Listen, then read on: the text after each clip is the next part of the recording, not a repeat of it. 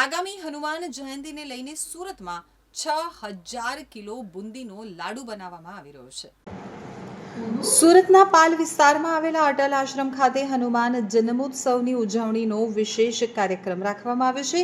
હનુમાન જન્મોત્સવની ઉજવણી નિમિત્તે 6000 કિલોનો બુંદીનો મહાલાડુ બનાવવામાં આવી રહ્યો છે। આ અંગે આશ્રમના મહંત બટુકગીરી મહારાજે જણાવ્યું હતું કે 12 એપ્રિલ અને શનિવારના પાવન દિવસે હનુમાન જન્મોત્સવ છે, ત્યારે વર્ષ 2004થી શરૂ થયેલ બુંદીના લાડુ બનાવવાની પરંપરા આજે પણ અકબંધ છે।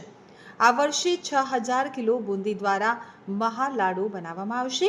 આ લાડુ બનાવવાની તૈયારી પૂરજોશમાં ચાલી રહી છે। આ લાડુ બનાવવા માટે 30 જેટલા રસોઈયા દ્વારા બુંદી બનાવવામાં આવી રહી છે। મહાપ્રસાદનો લાભો લેવા ભક્તોને અટલ આશ્રમ પારદેશ્વર મહાદેવ ગયા વર્ષે આશ્રમના 50 વર્ષ પૂરા થયા હતા।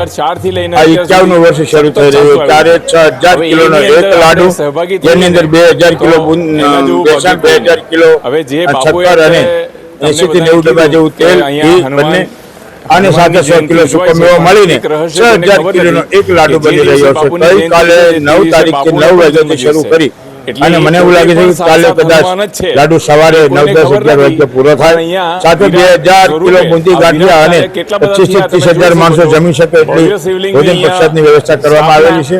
સાથે 15000 લીટર છાશ છે, ખૂબ ગરમી પડે છે, બધા ભક્તોને છાશ મળી શકે એવું બધું સુંદર આયોજન કરેલું છે। અને આ વર્ષે શનિવારની દિવસે હનુમાન જન્મોત્સવ આવે છે। રઘુકુળને ઋણી રાખનારા એવા પવનના પુત્ર જે વાનર હોવા છતાં મનુષ્યને કૃપાવે એવું કાર્ય કરી રહ્યા છે, એવા આપણા હનુમાનજી મહારાજના દેશવાસીઓને ઢેર સારી શુભકામનાઓ।